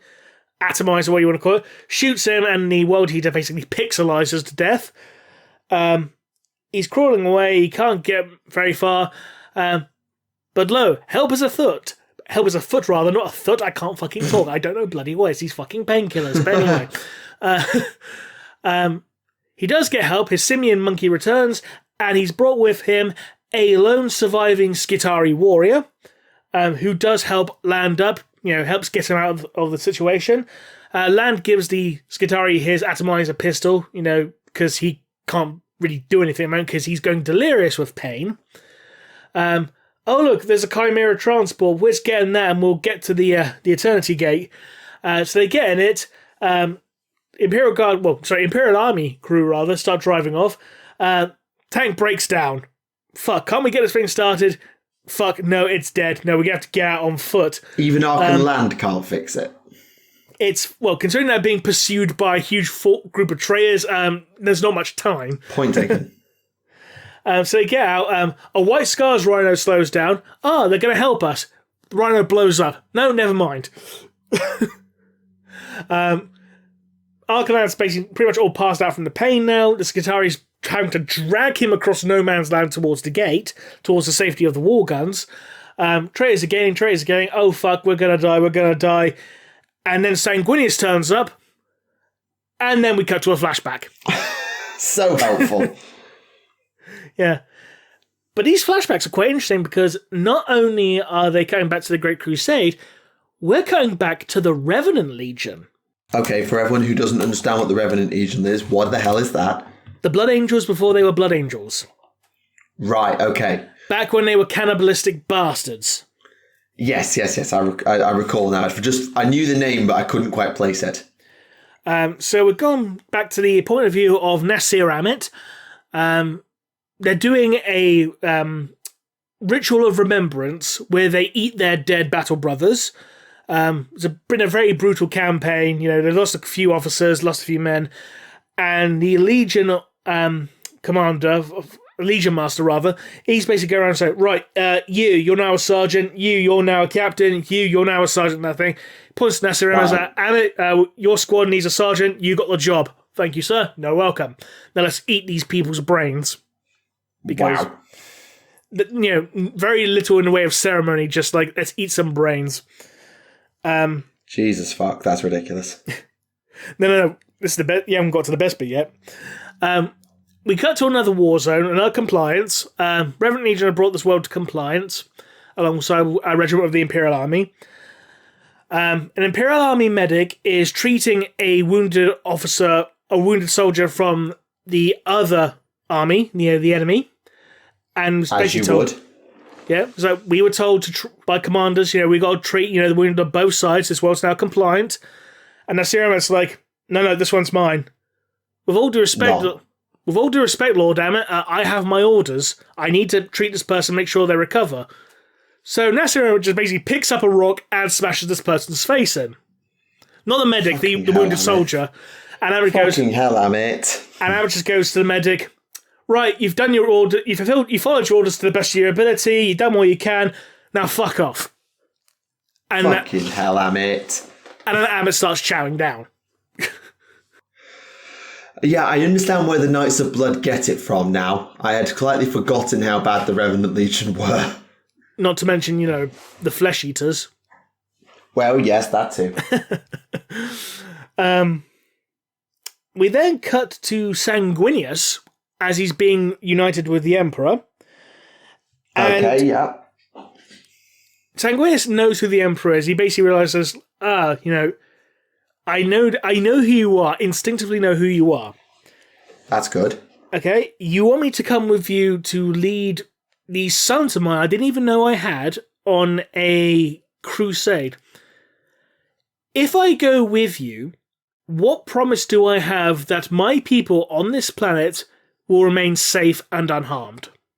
This is good logic from Sanguinius. You're being signed up and being pulled away. Like, think about some of the things that might have happened to some Primarch homeworlds after the Primarch was pulled out. I'm thinking New Seria is a prime example. Or Barbarous, obviously. Or Olympia. Olympia too. But, yeah, take away sort of that leading figure and what happens. Like Nostromo, another good example. The Night Haunter goes away and the world devolves into crime-infested hell again.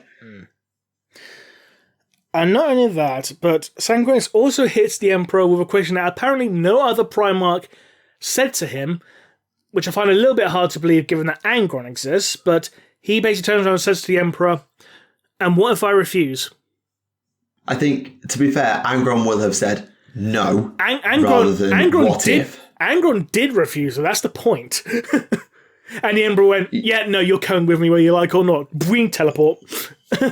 Yeah, Angron wasn't in a rational enough state to ask the question. I get that's probably what the writer is trying to say, is not that the Emperor's never had to deal with an issue of refusal. He's never been asked. He's always been told. But yeah, so the Emperor and Sanguinius, they have their conversation, and then Sanguinius is convinced to go with him. He's told that his people will remain safe, they will not be harmed, blah, blah, blah. And so for the next few years, he's basically fighting alongside Horus as basically an unofficial member of the Lunar Wolves. He's basically basic training, how to Primarch, etc. Yeah. Which is a nice change of pace, considering that pretty much every single Primarch gets dumped alongside with Fulgrim. That's actually true now, when you put it that way, yeah. Fulgrim is the Dolph Ziggler of the Primarchs, let's be honest. Anyone coming up from NXT, he's basically putting in the ring with him. Yeah, just put you through your paces, make sure you know what you're doing. Yeah. I think the only other exception I can think of was actually Vulcan, because when he was brought up, he was actually paired with Ferrus Manus. I mean, the two of them go together very well. It does make sense. Yeah.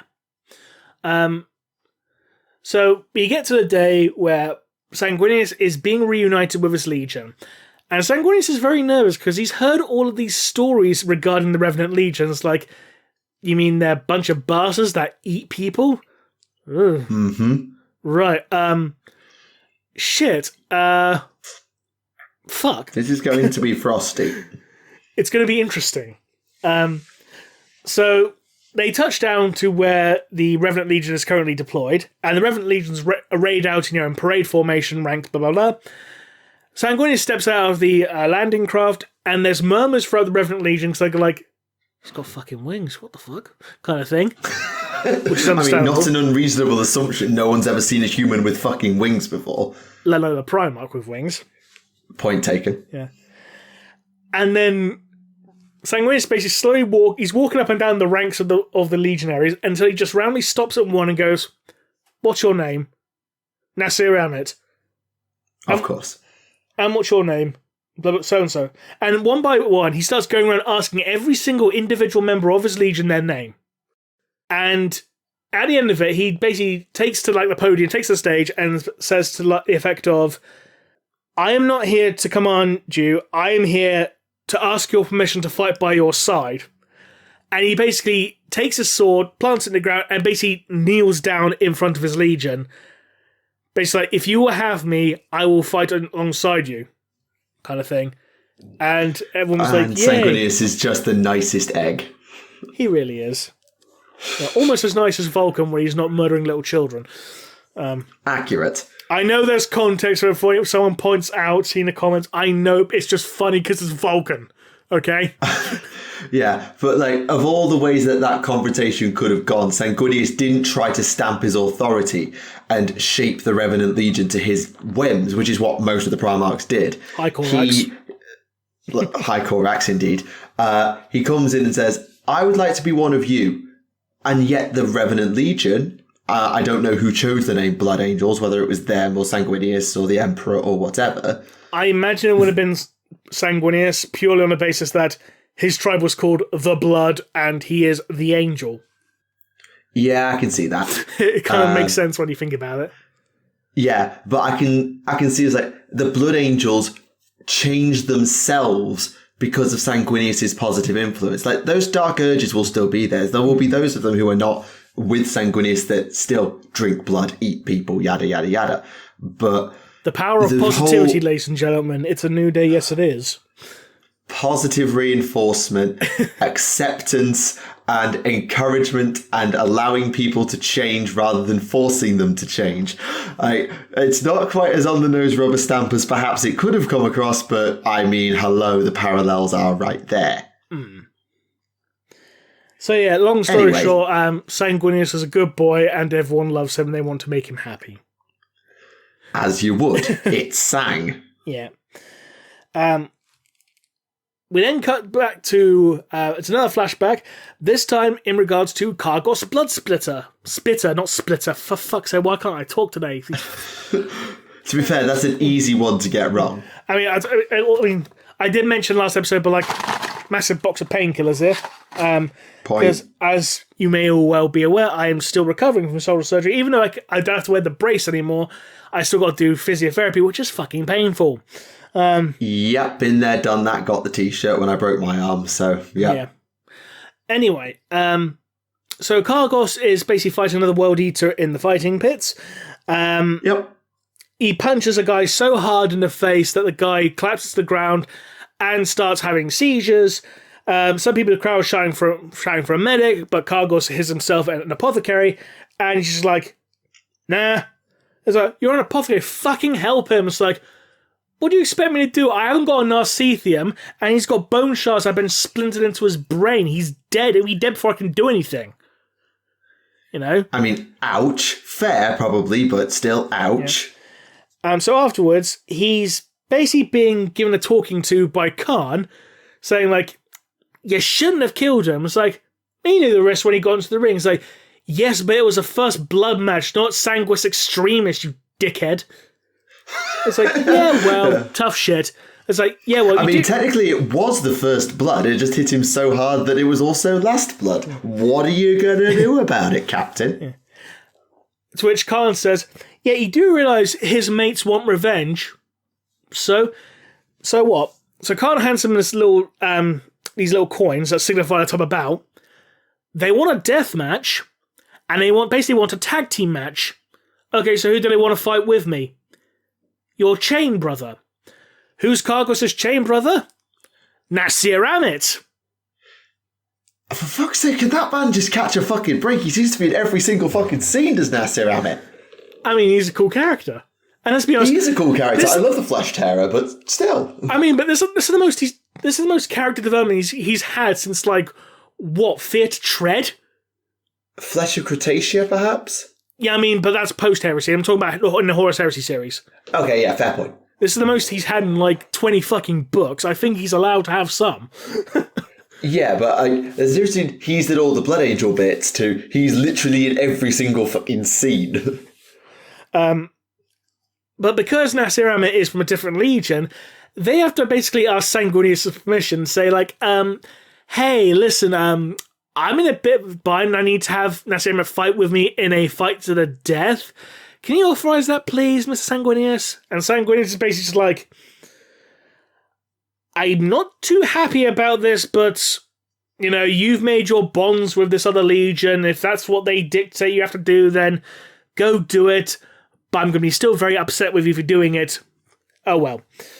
Don't die. So, Kargos and Nasir Amit against two other World Eaters. The fight goes as you expect. Kargos and Nasir Amit win. After the fight, they're being treated in the Apothecarium. Kargos is basically still blood-hungry man going, the nails and all that. Nasir Amit is just calm while he's being treated.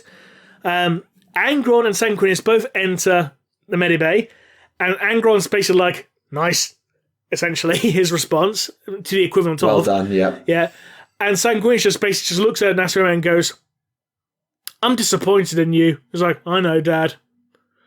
But what's Sanguinius got to be disappointed about? Yes, Chain Brothers, I get, is a worldly tradition, not a Blood Angel tradition, but what has Sanguinius actually got to be mad about? Amit fulfilled an oath that, yes, it put him in a dangerous position, but he'd expect any Blood Angel to put themselves in danger to save a brother in need. It's because right? it was wasteful. Right, I see. 2 lives wasted for not much point. Yeah. Yeah.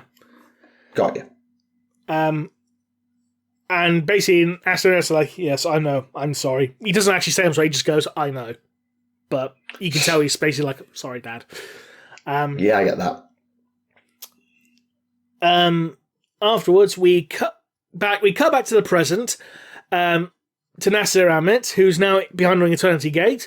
Well, at the Eternity Gate walls, rather. And he's basically saying, he's talking to Zephon. And it's like, I had to fight Kargos Bloodspitter out there, my chain brother. It's like, oh, yeah, I slit his throat. Well, you had to kill him, he was going to kill you. Yeah, but that's the thing, Zephon. I don't think he's dead. Oh. We then cut to Kargos Bloodspitter, who's basically had, a mechanical voice box added. He's just, grasping his throat, just, trying to recover. It's like, fuck, kind of thing. Not quite Darth Vader, but... Yeah, pretty much, yeah. All while still holding Khan the Betrayer's axe. Or Khan the Bloody's axe, rather. Yeah, because we've not got Scalathrax just yet. No, not yet. I'm still waiting for a fucking novel about that, but never mind. Yeah, I was about to ask, did we have a Scalathrax novel, but you beat me to the punch. No, we have a book leading up to it, but no follow-up. Yeah. Anyway, we then cut to the Conqueror. Lotara, Sarah, and their mortal crew are suffering really badly because of lack of food and lack of water, because all the water on the ship's been replaced with blood. Thanks, Angron. Basically, there's been a corny intercom summoning her to the bridge. She sits on her throne, responds to the communique. It's a communique from Horus to all ships in the fleet. The final assault begins at dawn. Right. Yeah, shit's getting real now. There's a scene with Angron on Terra just go around killing people, eating people, just like, me want smash, girl, Hulk smash, girl, kind of thing. But whilst on the Conqueror still, I forgot to mention, there's another communique, little data packet message thing. Lotar opens it, and it's a recording of a meeting between the Loyalist commanders discussing the final assault, or the final breach, or the final stage of the war, basically. And Lotar's like, how the fuck did we get this? And she starts seeing how resolute they are and how noble they all seem, and she's like, man, I wish I could be on that side. Oh my god, Latara Saren, the secret loyalist. it's basically like how fucked up everything has become for the World Eaters Legion, even though she was a staunch World Eater loyalist, essentially. How far have we fallen? Yeah, basically. And we then cut back to Zephon and Archenland at the gate. They're preparing for the final assault, and Archenland's going like, I don't want to die, Zephon, because there's so much shit I haven't done yet. And Zephon's like, and here I thought you were being introspective. No, it's just because of all the selfish shit you want to do. Oh, God. Yeah, that sounds very mechanic in me. It's like, there is so much to do, so much to build, so much to do for the Omnissiah, rather than, I just, quite enjoy living, actually. Yeah, so much to do, so much to see, so what's wrong with taking the back streets? You never know if you don't show. Sorry. But hey, now he's an all-star. Stop it. And that's where I've gotten to so far. Fair enough. I mean, it definitely is a really interesting place to leave it. Now, we know from the back cover of The End and the Dead that the traitors are going to break through and all of that. We've still not got to the Commander Sanguinius fight. Or the Angron Sanguinius fight is looking to be instead. Or that, yeah. Because I'm really definitely interested to see how they're going to set it up and how they're going to finish it off, because Sanguinius needs to live and Sanguinius needs to win. But how, why, through what means? Because the Loyalists are clearly massively on the back foot. Do we know if Archenland actually survived the heresy? I think he did. Yeah, I can't remember if I've seen it written down anywhere that he survived, because, he didn't do anything with the Space Marine project after the heresy. Guilliman took it over, created the Codex, diddly-diddly-dee, and then gave his work to Call, to Land. Who became the Fabricator General post-heresy? Now you're asking a question I do not know the answer to. Zagreus Cain, wasn't it? That sounds right. Fabricator General. So did Archenland become the Fabricator Locum? Right, hang on. Notable Fabricator Generals. So Zagreus Cain succeeded Kelbor Hal during the Schism of Mars. That's right. Yeah. Fabricator Locum, that's a separate post. Let me just click that. That's like basically the Vice President of Mars, essentially. Yeah. He's not written down. No, the Fabricator Locum of Mars during the heresy was, and I apologise for the pronunciation, Trimegia Diadanae. Right. Because Cain was the Fabricator Locum before he became the Fabricator General. So what happened to Land, does it say? That's my next stop, is Archenland. Is what happened to Archenland Lexicanum. I trust Lexicanum over the wiki every time. Sorry, I just do. It says that is to do with Terra, Hexarchion Vaults, Domina Hieronima. Following the Webway War, yep, still there. I'm trying to not read anything that's a spoiler here, in terms of, like, obviously, Ex Eternity has been out for a bit. It seems like he survived, but he then went, they survived, but then they made it inside the sanctum of the Imperial Palace, and then he led a second expedition into, and I quote, the Librarius Omnis, which went missing. And his Vox diary was found a couple of 100 years later, speaking of how his team had been picked off by what is believed to have been an unknown psychic entity. Ah. So he went missing inside the Librarium Omnis. Apparently. What's the Librarium Omnis? Now you're asking. I'm trying to find the link to that, because it's not a link that you can just click to Librarius Omnis, or if it is, first expedition, it's back here. The Librarius Omnis is where he got the blueprints for the Land Raider from. It is a continent-spanning underground library on Mars. And according to legend, Archenland went in there intent on finding an intact database of STCs. He didn't find it, but he did find the things for the Land Raider and the Land Speeder, hence why they have his name. And it said he went back in there, so he must have gone back to Mars, survived the heresy, got back to Mars after it was cleared out, post-heresy. And got lost in the library.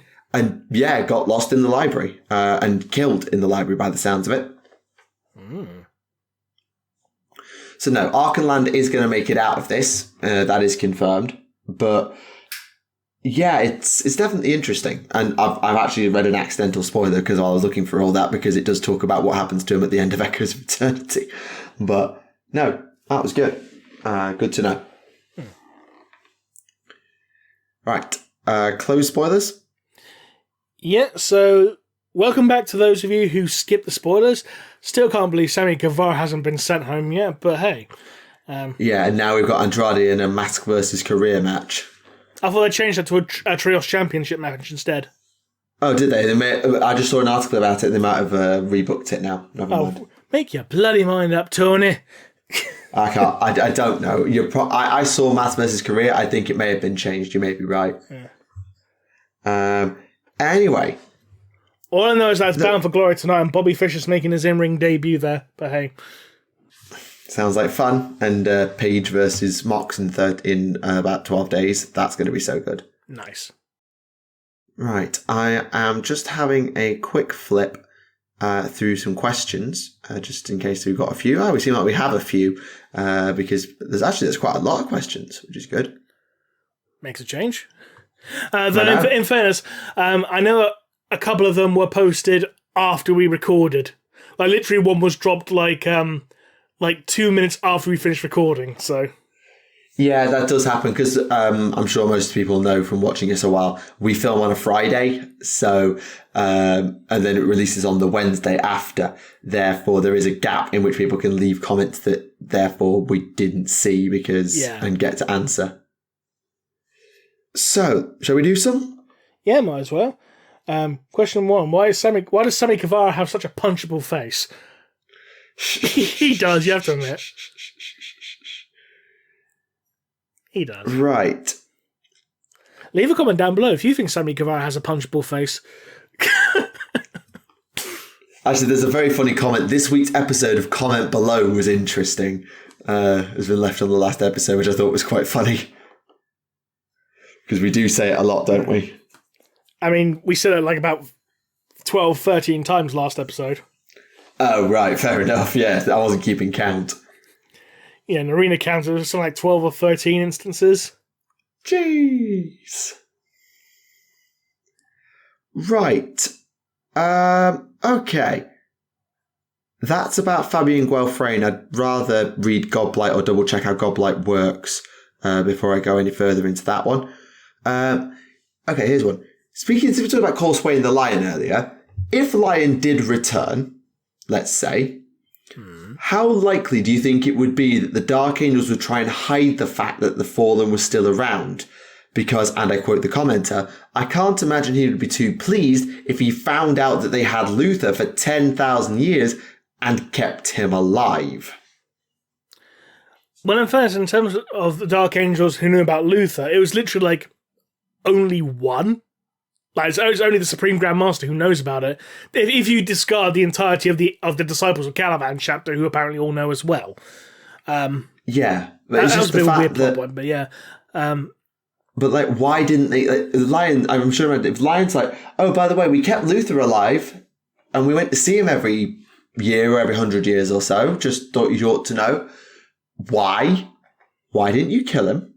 Why is he still alive? Because Luther kept saying, but the Lion will forgive me. The Lion will forgive me. And you believed him?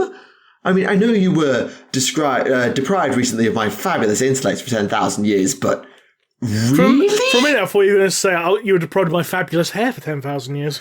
No, I was doing a Fallout New Vegas Old World Blues reference. But yes, I know you wouldn't have me around to tell you that, but You believed the arch traitor? In fairness, I think Lionel John's would be more pissed off if the Dark Angels tried to hide the existence of a form from him and he found out some other way. He'd be more pissed off.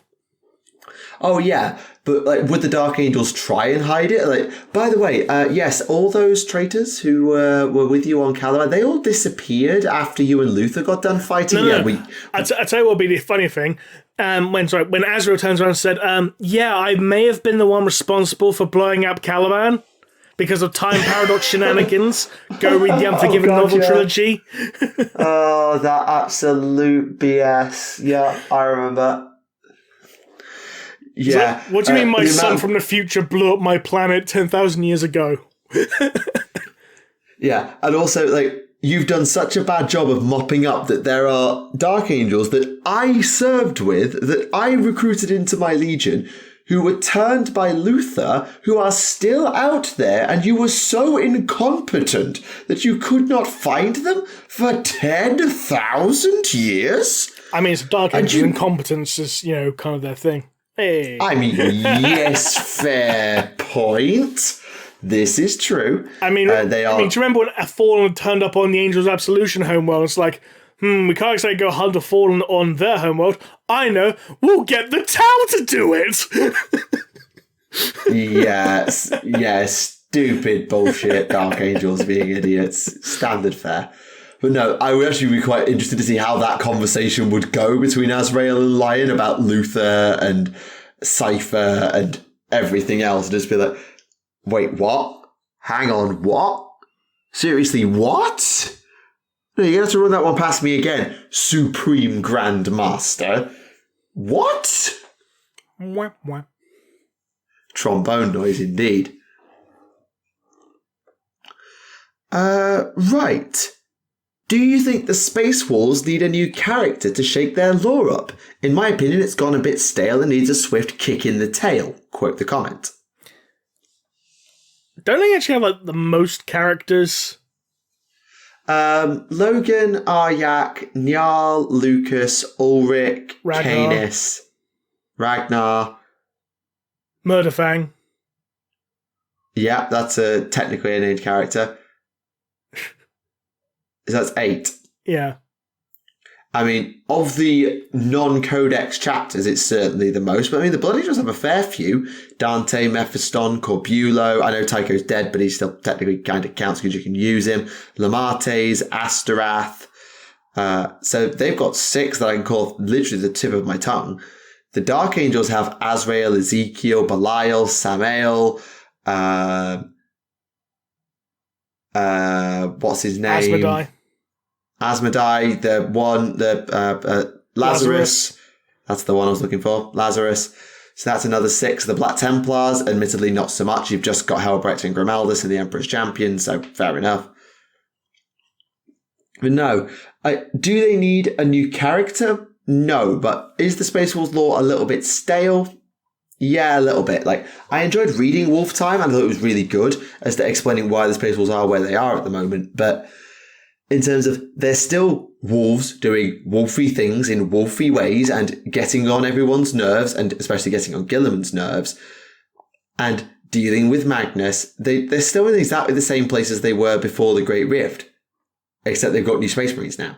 That's it.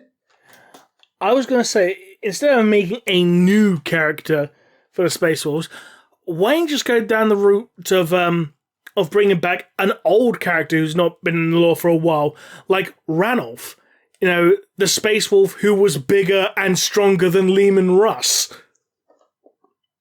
Wait, that was a thing? Yep. And he literally picked up a ruined Land Ranger and tossed it into lava to form a bridge.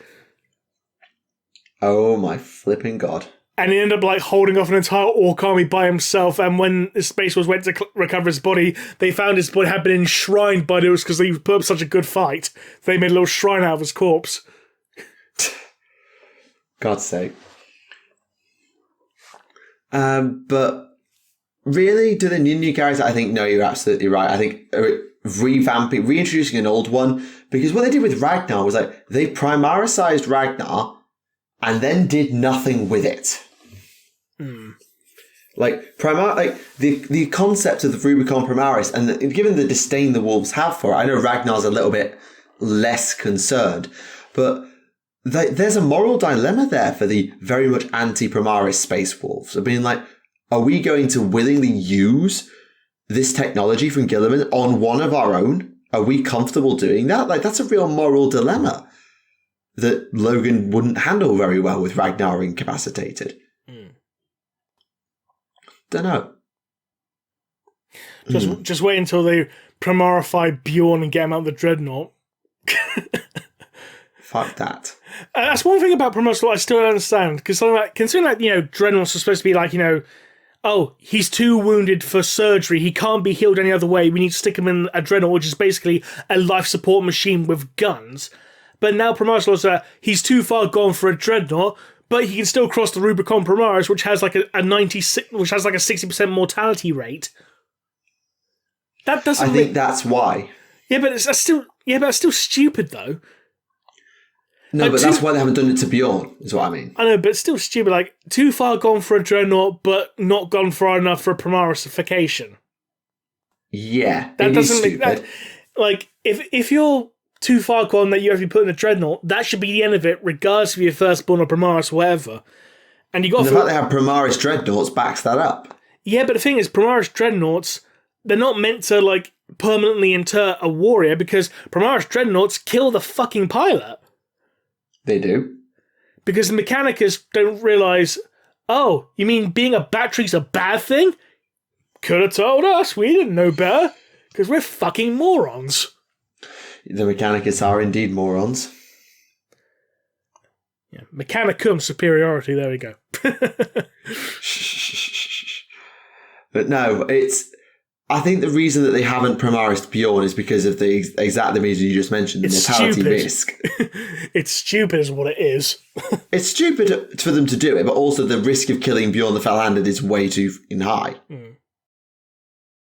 Anyway, next question. In my opinion. What do you think of the Omegon is Cypher theory? Stupid. No disrespect to the person who asked that. I just think it's an absolutely ridiculous theory. Yeah, they know too much about the Dark Angels to be Omegon. Not to mention the fact that there was a cipher running around on Caliban before, Lionel Johnson was even reunited with the Emperor. Yep. Yeah, I think it falls in the same category when people say that, oh, Cypher's actually Lionel Johnson. It's like, no, he's bloody not. Lionel Johnson's literally having a fucking nap in the middle of the rock. And the Codex says so. Short.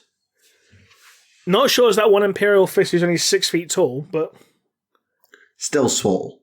Yeah. Since we mentioned the Adamus Assassin, there's been all those other ones that have been released, the Poison One, the Vanus, all that. Are there any other assassin schools that you know that you would like to see represented? No, but I would like to see some of the older assassin models get new ones at some point. I mean, they all got models in Execution Force, which was only 5 or so years ago. And maybe some like more options and more poses kind of thing, Yeah, I see that. That's a good idea. Because if you look at the second edition assassin models, I mean, granted they were all monopose, but different versions. So you had an Aversa assassin, which was pointing its pistol, and you had another version of it holding a severed head with its machete, kind of thing. Yeah. Yeah, some more variety would be nice. I think it's sort of like a lot of the things back in the day. The Dark Elves had 2 or 3 assassins, and the Skaven had 2 to 3 assassins. So it's definitely nice to do that, but I can't see it happening because it doesn't seem to be their way these days. Yeah. I'm just having a look through my Assassinorum lore video script to see if I can see if there's any clades or temples they haven't represented yet. Vanus, Venenum. We've got one for the Venenum. Yeah. We do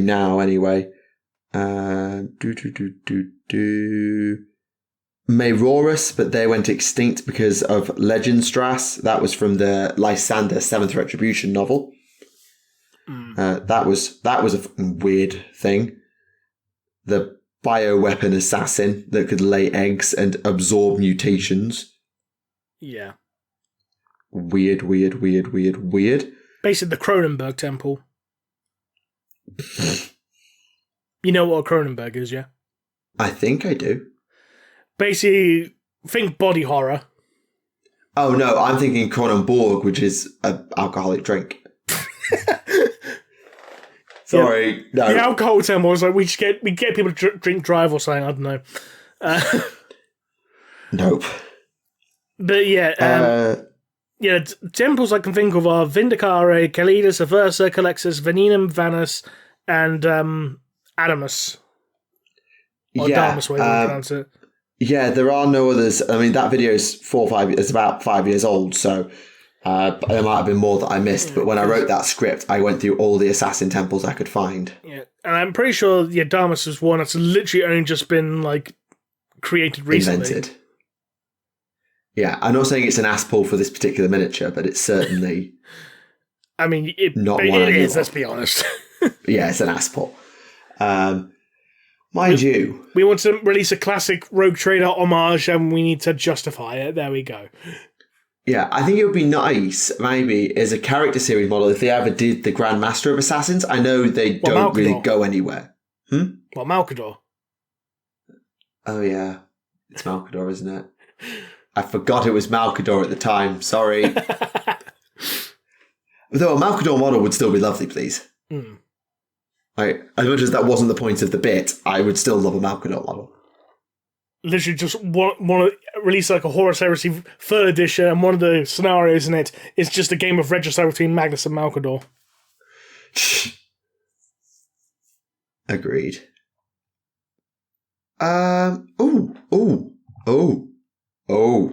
This should be an interesting one to finish on. Well, I think it will be interesting. You might think it's stupid, but I'm going to say it anyway.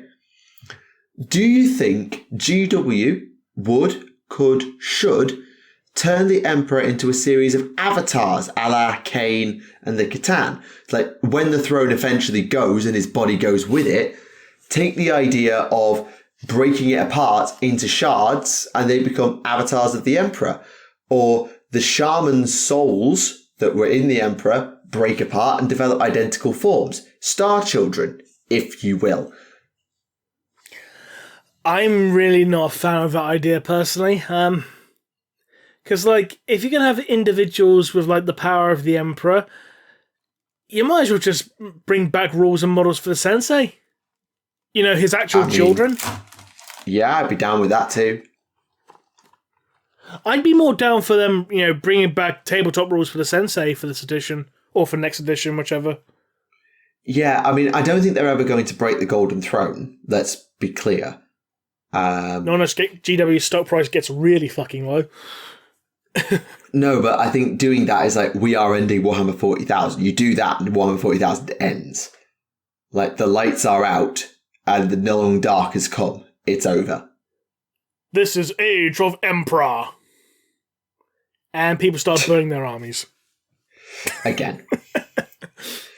Another theory that's thrown out by the same... And they put Addition's 40k models on square bases. Another theory that the comment throws out, I didn't mention before, is that having the souls, the shaman souls, the bits of the Emperor, the fragments, the shards, essentially when everything goes and the Astronomicon and Terra goes with it, becoming almost warp stars, new guiding stars for ships to sail by, mini ones, so you'd sail by one star to the next. That's a pretty cool idea. I mean, I'm not saying it would be feasible, but it would allow the galaxy to continue. Even if the Imperium shattered, you'd still have the ability for, Ultramar to hold itself together, or Baal and Imperium and bits of Imperium Secundus to hold themselves together. And the Tau Empire would go on as normal. The Necrons would go on as normal. Chaos, I don't actually know if Chaos uses the Astronomicon to see or just eyeballs it and guesses. Orcs just carry on as normal as well. Yeah, Orcs just chuck it and guess. it would be interesting to see like a shattered remnants of humanity, but also seeing as chaos is now weakened by the fact that the Emperor and humanity have been so damaged or destroyed that their main antagonist, their main fuel, as it will, is gone. You could easily diminish chaos in the same way and have roving bands of orcs that strike at random become the big threat, as well as vengeful Eldari striking out against anything that comes near them in an attempt to keep themselves alive now that Slaanesh has been weakened. The Tau pushing it now that everyone's playing pretty much by the same rule book. The Tau actually being able to push in ways they've never pushed before. And the Necrons being like, the flesh bags haven't got their travel anymore? Okay, that'll make the harvest easier then. And they're just continuing to awaken the almost the robo-zombie apocalypse going on at the same time. Could be an interesting way to take it. I'm not saying they should, because it would mean that Imperial would never be a thing anymore, but they could. They could. That's true.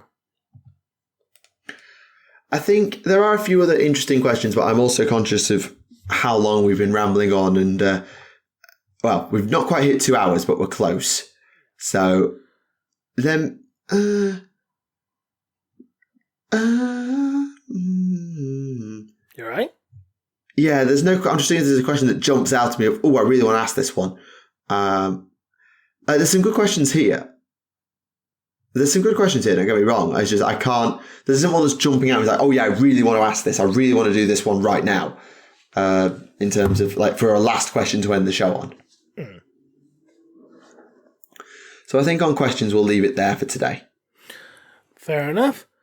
So that brings us to the end of this episode of Adeptus Podcastus. We hope you enjoyed it. We apologise for the rambling. No, we don't. No, we don't really. We should know by now. It's what we do. That's what people enjoy about this program. It's not the discussion of the news and the dissection of all that. It's what we go on about and how we talk and the things we go on about. That's why people watch this program, I like to think. If you want to see more rambling. So, until next time, this has been Remleiz from 40k Theories. And this has been Neve from Tactica Imperialis. And we'll see you again next time. Bye-bye.